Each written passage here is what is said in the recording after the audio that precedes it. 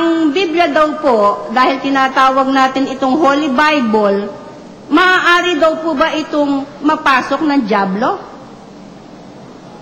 Mapapasok ng dyablo? Hindi po naman mapapasok. Libro yan eh. Ang dyablo, pumapasok yan sa tao. O kaya,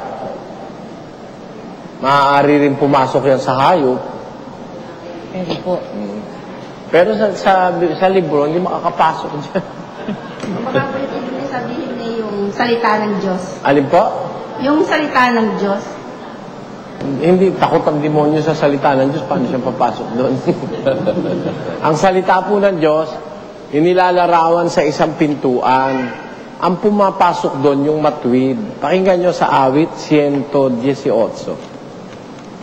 Ito po ang sabi sa talatang 19. Buksan ninyo sa akin ang mga pintuan ng katwiran, aking papasukan, ako'y magpapasalamat sa Panginoon.